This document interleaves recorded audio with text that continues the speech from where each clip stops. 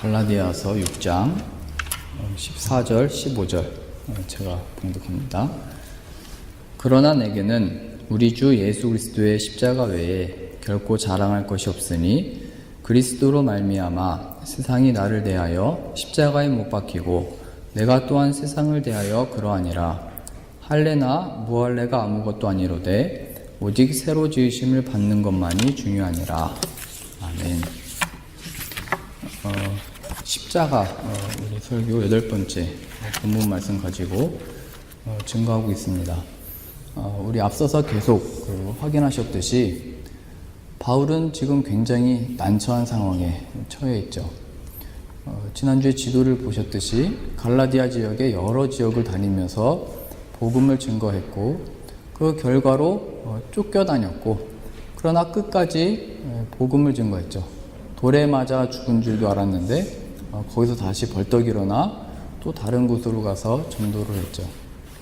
그래서 십자가만을 증거했던 그 자리에 복되게 주님의 교회들이 세워지게 되었고, 근데 이후에 바울이 그 갈라디아 지역을 떠나게 되었을 때 유대주의자들이 야, 십자가가 뭐냐? 십자가로 말미암아 그게 뭐냐? 너희가 할례를 행해야 된다. 이 율법들을 지켜야 된다. 너희 몸에 확실한 증거를 가져야 된다. 예수님만으로, 십자가만으로는 너희가 하나님의 자녀된 증거가 될 수도 없고 천국에 들어갈 수도 없고 하나님의 자녀다운 어떤 인생도 그 안에 있지 않고 이 율법, 구약, 할례를 행해야 된다. 이런 협박을 받았죠. 이것으로 말미암아 하지 않으면 고난을 받았죠. 십자가만을 붙드는 그 자리에 핍박을 받았죠. 이러한 상황들에 대하여 바울이 이 갈라디아 교회들에 향하여 이 서신서를 쓰고 있습니다. 그래서 제 3제 입장에서 보자면 야, 바울이 그 갈라디아 지역에서 전도하고 다닐 때 뭔가 잘못한 게 있는 거 아니냐? 그 사역이 뭔가 잘못이 있으니까 지금 그 많은 교회들에 문제가 있는 거 아니냐? 바울이 잘했더라면, 바울이 어떤 문제를 일으키지 않았더라면 왜 지금 이 교회들이 다 이런 문제가 일어나는가?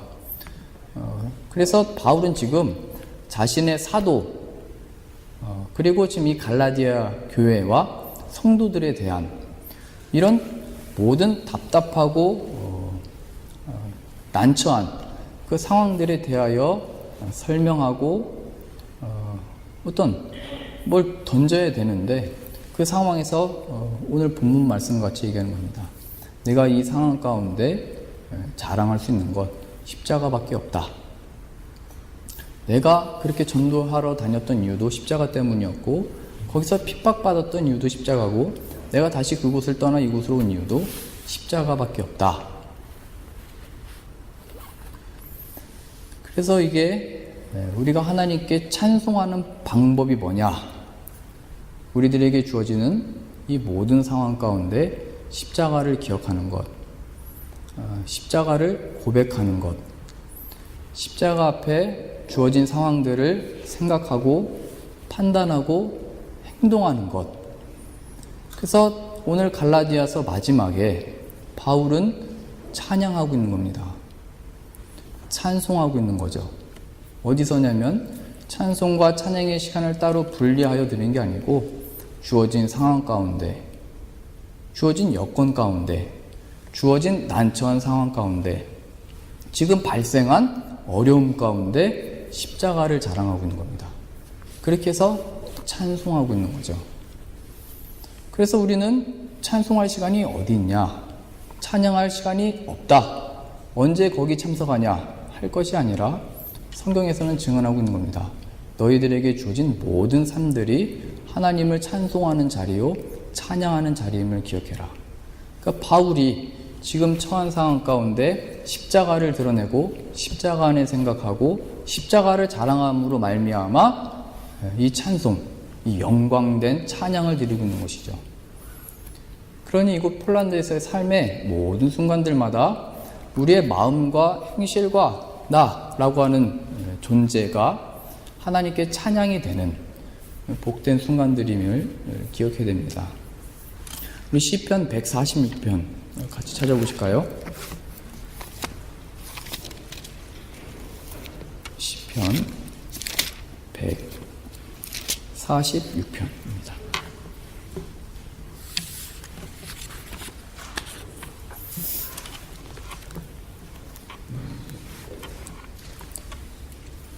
(2절을) 보시죠. 146편 2절. 제가 지난주에 올해의 말씀으로 뽑았던 성경 구절입니다. 우리 여성교회 이제 신방하죠. 청년회도 마찬가지고 남성교회에서도 신방 신청하실 때 올해 말씀 카드를 무엇을 뽑으셨는지 미리 저를 알려주시면 그 본문 가지고 신방 때 말씀 증거하려고 합니다. 저는 이게 나왔어요. 146편 2절이요. 나의 생전에 여호와를 찬양하며 나의 평생에 내 하나님을 찬송하리로다. 제가 이 말씀을 지난 주일날 받자마자 이렇게 보고 그냥 쉽게 생각했죠. 아, 찬양하라는 거구나. 그래서 그냥 집어넣습니다. 포켓에. 그래, 찬양, 그래, 옳은 거지. 해야 되는 거지. 맞는 거지. 그렇게 여기고 그냥 넣었죠. 그리고 나서 바로 어떤 일이 벌어졌냐면 우리 백혜란 사모님이 테이블을 드시다가 놓쳤어요. 그래서 그 엄지발가락을 찍어서 3개인가가 이렇게 금이 갔어요.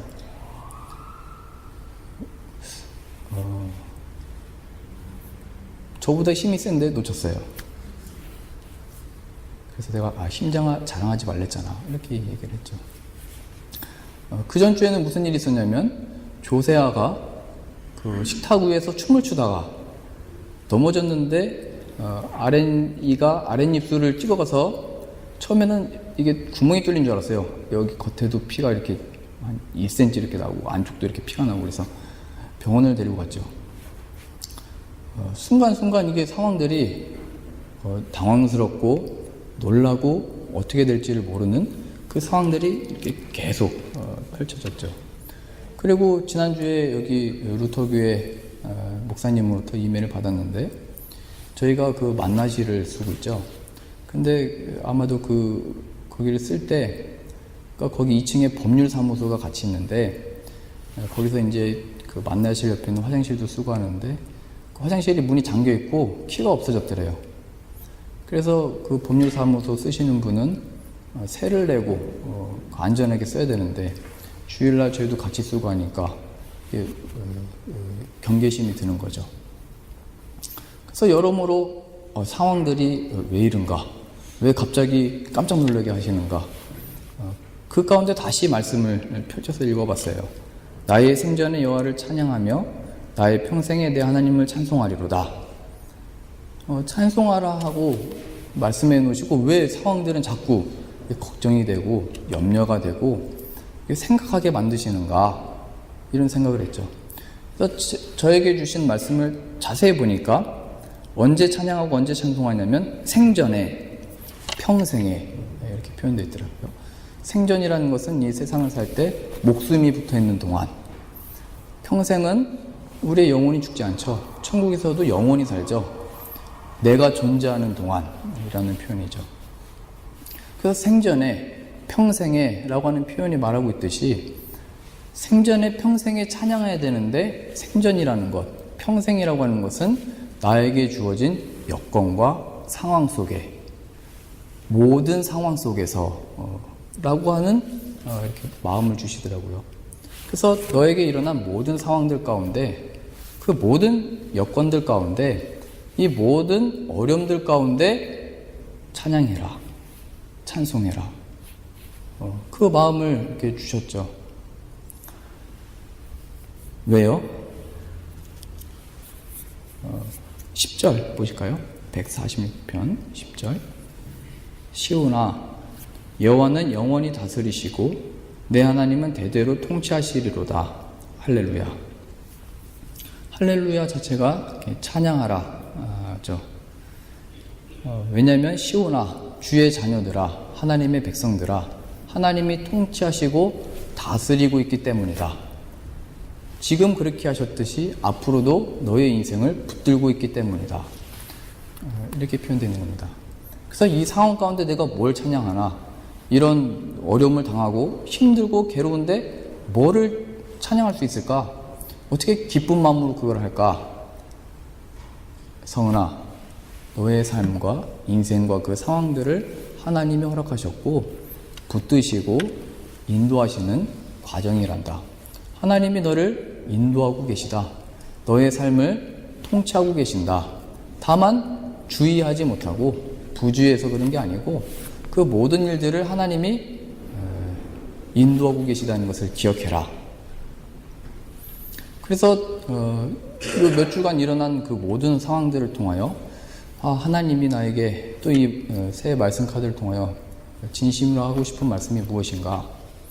내 생전에 평생에 찬양하기를 원하시는데 그게 무엇인가? 를 생각하면서 제가 지난 7번에 걸쳐서 설교했던 것처럼 지금 이 상황 가운데 내가 십자가를 자랑할 수 있을까를 생각하게 됐습니다. 내가 바울의 자리에 있고 바울의 입장이었다면 이 교회들이 어려움을 당하고 성도들이 힘들고 바울 자신도 난처한 상황에 처하게 됐는데 그 자리에 십자가가 나의 전부다. 십자가가 자랑이다. 이렇게 말할 수 있을까? 베케란 사모가 발이 깨지고 수아가 입술이 터지고 무슨 문제가 일어나고 십자가가 우리의 자랑입니다. 십자가가 나의 자랑입니다. 이렇게 말할 수 있을까? 그런 마음을 저에게 주셨습니다. 그래서 십자가 안에 이 은혜, 하나님 우리를 붙드시고 인도하고 계시고 통치하고 계시다는 것을 잃어버리면 늘 언제든지 우리는 염려와 근심과 괴로움에 쌓여 있게 되죠. 그 중에 가장 두드러지게 나타나는 것 중에 한 가지가 불평입니다. 불평. 불평은 신앙의 삶에 있어서 굉장히 못된 겁니다. 어리석은 거죠. 이스라엘 백성들이 마실 물이 없고 먹을 게 없고 옛날처럼 부추도 없고 마늘도 없냐. 하나님을 원망했죠. 또 편한 길을 가지 못하고 늘 사막길을 걸으니까 모세를 원망하고 하나님을 원망했죠. 그래서 하나님이 불뱀을 보내버리셨죠. 그래서 우리가 함께 이렇게 모여 신앙생활을 하게 됐을 때 누군가가 무슨 이렇게 불평을 하면 군대식으로 말하면 고문관이 되는 겁니다. 하나님 앞에 불평하면 안 된답니다. 길을 걸을 때 그런 생각이 들었어요. 길을 만드는 사람들 있죠. 길을 내고. 그건 힘듭니다. 여기서도 보드블럭 까는 거 보셨죠? 바닥을 잘 다지고 그 벽돌 하나를 바닥에 이렇게 놓는데, 근데 그 길을 걷는 사람들은 쉽게 말할 수 있죠. 왜 여기다 길을 이렇게 만들었냐? 길을 좀 더 이쪽 방향으로 이렇게 만들어야지. 좀 더 넓게 해야지. 길을 만드는 거는 힘들고 어려운데 그 길을 걸으며 불평하기는 쉽다라는 생각을 해보게 됐습니다. 여러분들이 회사를 설립할 때도 마찬가지죠. 새로운 프로젝트를 계획하고 실행하는 것은 어렵죠. 처음 하려고 할 때. 그런데 이 회사원들이 같이 일하면서 이걸 왜 이렇게 계획된 거냐? 이거 왜 이렇게 된 거냐? 왜 지금 이렇게 어떻게 하냐? 말하는 것은 쉽죠. 하나님이 그 누구도 대신할 수 없는 생명의 길을 보이셨습니다.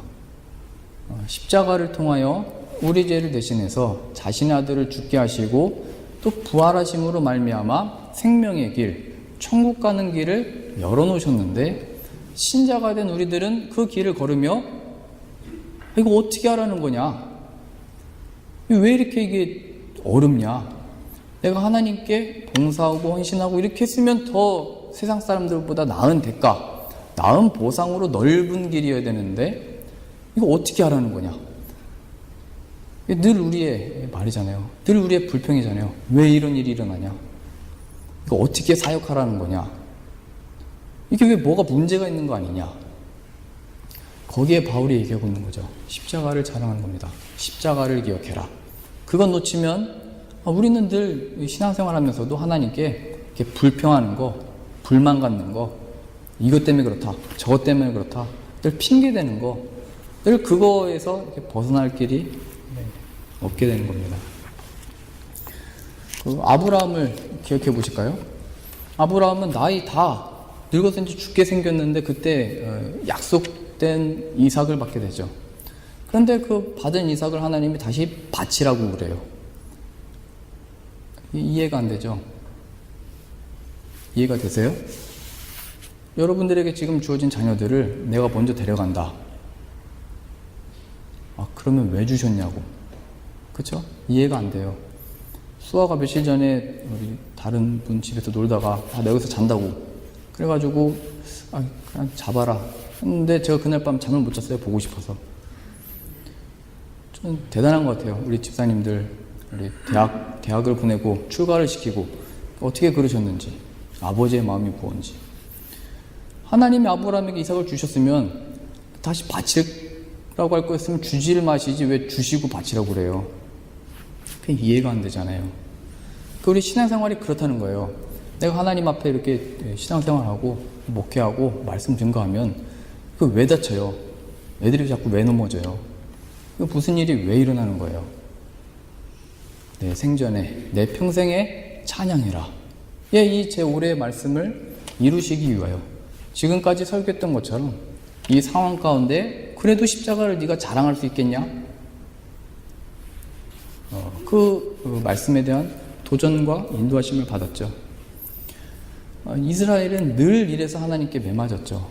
왜 없냐고. 왜 애굽에 종으로 있었을 때는 차라리 먹고 싶었던 것들을 다 먹었는데 왜 물도 없는 대로 인도를 했냐고. 우리 열왕기상 19장 한번 같이 보실까요?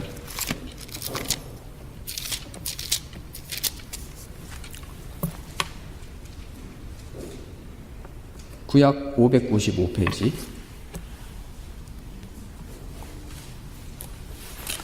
여기 똑같은 불평이 여기 나와 있죠.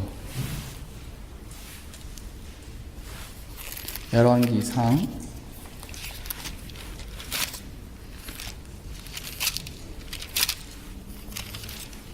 19장 9절입니다.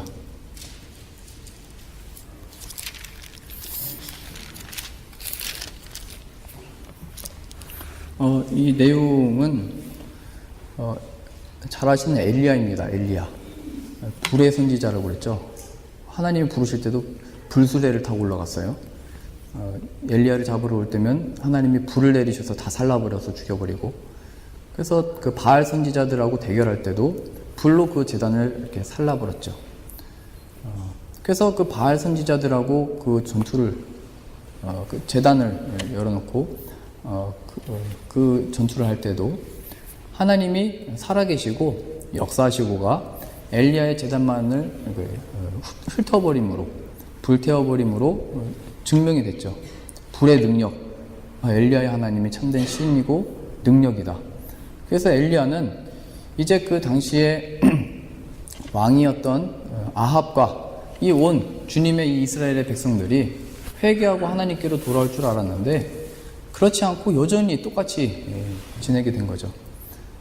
오히려 그 아합의 아내 이세벨이 야, 너 내 선지자들을 다 죽여버렸냐? 내가 너 엘리야, 너 내일 너를 죽이겠다.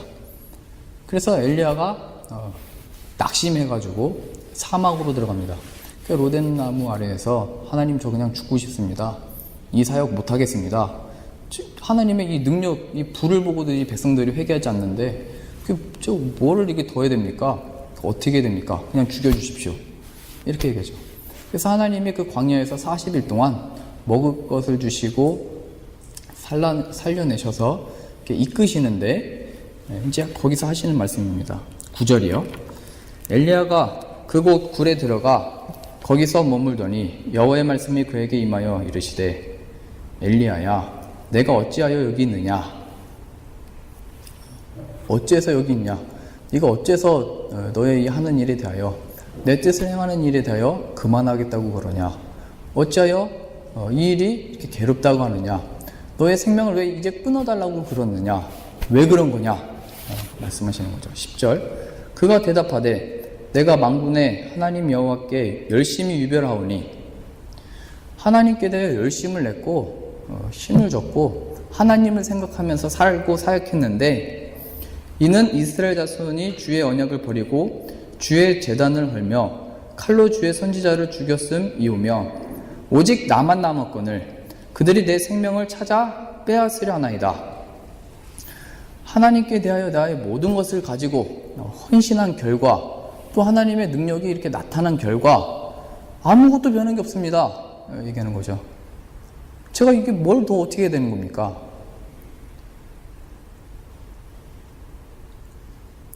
보여주는 거예요. 하나님의 어떤 불같은 능력, 어떤 힘, 우리의 눈에 보이는 어떤 불, 바람, 태풍이 우리를 변화시킨 게 아니라는 것을 보여주게 되고, 여기에 엘리야가 낙심하게 된 거죠. 변하지 않는 이 자들을 보면서, 변하지 않는 내 남편을 보면서, 내 아내를 보면서, 자식들을 보면서, 부모를 보면서 낙심해서 광야로 들어간 겁니다. 그때 하나님이 말씀하시는 거죠. 너 왜 그러고 있냐? 우리 엄마가 안 변하는데요. 용돈을 안 올려주시는데요. 먹고 싶은 반찬을 안 해주시는데요. 지금 그 얘기하는 거죠. 내가 하나님께 열심을 냈는데, 하나님께 시간도 내서 이렇게도 하고 저렇게도 했는데 왜 변하는 건 내 삶에 아무것도 없습니까? 왜 다 그대로입니까? 이걸 계속하는 게 맞습니까? 이거죠. 11절입니다. 중요합니다. 여호와께서 이르시되 너는 나가서 여호와 앞에서 산에 서라 하시더니, 이제 하나님이 뭘 보이시죠? 여호와께서 지나가시는데 여호와 앞에 크고 강한 바람이 산을 가르고 바위를 부수나 바람 가운데 여호와께서 계시지 아니하며, 바람 후에 지진이 있으나 지진 가운데에서도 여호와께서 계시지 아니하며, 또 지진 후에 불이 있으나 불 가운데에도 여호와께서 계시지 아니하더니 불 후에 세미한 소리가 있는지라. 자, 세미한 소리가 뭘까요? 이걸 이제 보는 겁니다. 13절이요. 엘리야가 듣고 겉옷으로 얼굴을 가리고 나가 굴 어귀에 섬에 소리가 그에게 임하여 이르시되 엘리야야 내가 어찌하여 여기 있느냐. 또 동일한 말씀하십니다. 네가 왜 이 일로 말미암아 낙심해 있냐? 왜 불평하냐? 왜 괴로워하고 있냐? 왜 염려하고 있냐? 왜 걱정하고 있냐? 저도 한국에 있을 때 힘들 때는 목욕탕을 자주 갔는데 스트레스가 풀리죠. 뜨거운 물 들어갔다 깜짝 놀라서 잊어버렸다가, 또 이렇게 염려가 닥치면 찬물로 돌진해서 또 깜짝 놀라서 잊어버리고. 지금 하나님 계속 물어보시는 거예요. 너 왜 그러고 있냐? 너 목욕탕에 왜 자주 가냐? 너 왜 술을 못 끊고 왜 계속 그거를 마시고 있냐? 한국 사회가 그랬대잖아요. 어떻게 할 수 없으니까 먹는 거죠. 14절입니다. 그가 대답하되 내가 만군의 하나님 여호와께 열심히 유별하오니 이는 이스라엘 자손의 주의 언약을 버리고, 똑같이 대답합니다. 주의 제단을 헐며 칼로 주의 선지자들을 죽였음이며 오직 나만 남았거늘 그들이 내 생명을 찾아 빼앗으려 하나이다.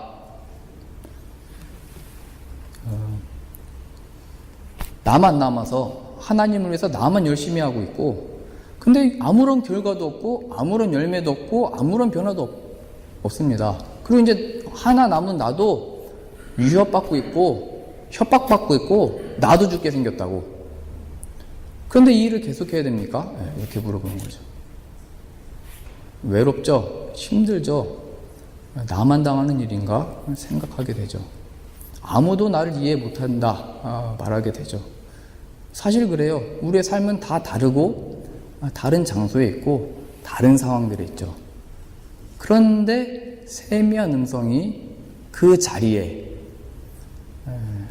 아무도 없는 것 같고 아무도 몰라주는 것 같고 또 이 답답함을 어떻게 설명도 못하는 그 난처한 것들 가운데 하나님이 함께 계시는 겁니다.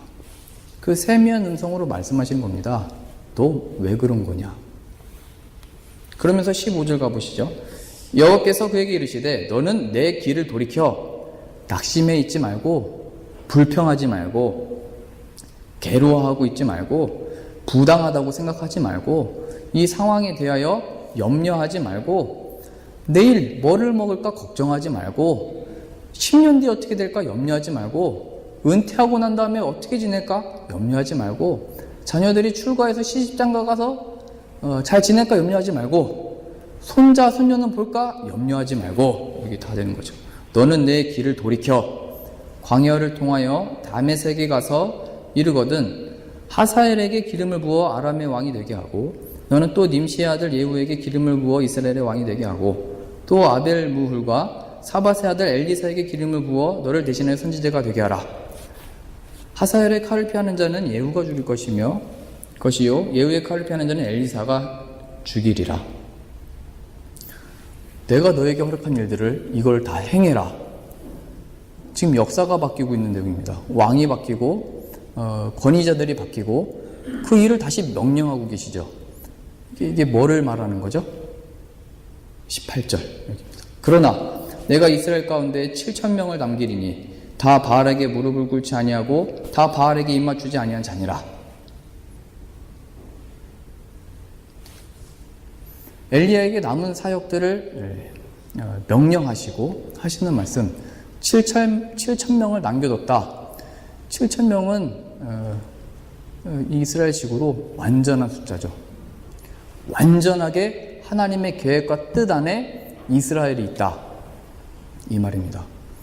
다 바알 선지자에게 무릎 꿇고 절하고 다 세상이 옳고 세상대로 살고 있는 것 같으나 아니야, 7,000명이 있어.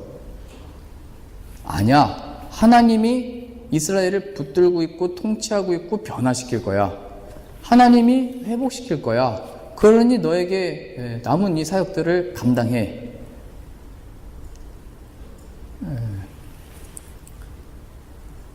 예후의 칼을 피하는 자는 엘리사가 죽이리라. 너를 뒤이는 자가 내 뜻을 계속 행할 거야. 너는 너에게 허락해 준 그 사역을 감당해. 이거죠. 그래서 늘 이 싸움이죠. 지금 하나님이 어디 계시냐? 내 삶에 어디 일하고 계시냐? 내 일자리에 어디? 우리 가정에 왜 이런 일이 일어나나? 이 모든 일들에 대하여 하시는 말씀입니다. 너의 일에 끝까지 충성을 다하고 헌신하고 너에게 허락해준 사명을 감당해라. 7,000명을 남겨뒀다. 너희 자녀들이 가망 없는 것 같냐? 7,000명이 있다. 내 뜻이 너희 가정과 너희 자녀들에게 있다.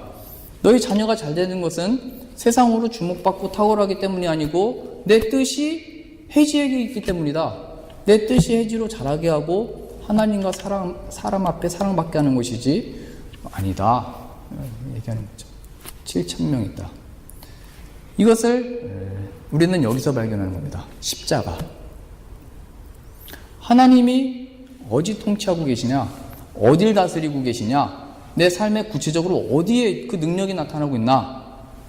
2000년 전의 그 사건, 십자가에서 하나님의 다스리심과 역사를 보는 겁니다. 2000년 전에 자신의 아들을 아끼지 아니하시고 죽게 하신 그 하나님이 그때 일하셨고, 여전히 그 하나님이 살아계셔서 우리를 붙들고 계시고 그 예수 그리스도 안에 우리의 인생과 영혼을 붙들어 인도하고 계시다. 그래서 7,000명이 남아있다. 그 세미한 음성을 듣는다는 다 십자가 안에 나의 존재를 확인하는 거죠. 하나님이 중간에 우리를 포기하거나 버릴 거였으면 아들을 안 내주셨죠. 가장 아끼시는 아들을 주셨대요. 아끼지 않고 십자가에 매다셨대요. 그래서 그가 받은 저주는 죄악으로 인하여 우리가 하나님으로부터 끊어져 지옥에 떨어져야 되는데, 하나님께로부터 버림받는 그 일을 예수 그리스도께서 대신 십자가에서 3일 동안 감당하신 거죠. 엘리 엘리 라마 사박다니, 나의 하나님 나의 하나님 나를 어찌하여 버리셨나이까의 그 고통과 두려움, 가장 큰 그 지옥 같은 그 상황, 버림받는 것, 하나님께 그걸 우리 주님이 대신 받으셨대요. 그래서 그가 죽으시고 사셨다는 그 십자가가 말하는 바는 하나님 너를 버리지 않기로 했다. 네 안에 시작된 그 구원은 이루어지고 말 거다. 너의 인생이 이 보여지는 상황이 다 하나님을 떠나 세상이 원하는 대로 마귀에게 절하면 모든 영광과 존귀와 모든 것을 약속해 주는 것 같아서 거기에 절하는 것 같지만 7,000명이 있다. 하나님이 붙들고 계시고 이끄시는 역사다. 그게 교회다. 이 세상의 역사가 정치가들과 권력자들과 힘 있는 자들이 이끄는 것 같으나 아니다. 하나님이 허락하실 때까지요.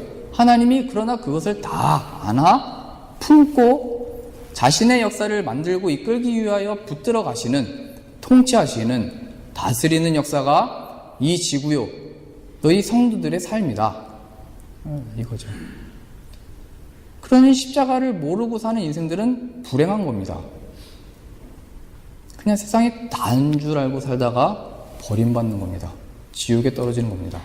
우리만이 십자가 안에 하나님이 지금 답답함을 풀 수도 없고 누구한테 말할 수도 없고 뭐 상담할 수도 없고 그거를 십자가 안에서 풀 수 있는 거예요. 하나님이 붙들고 계셔.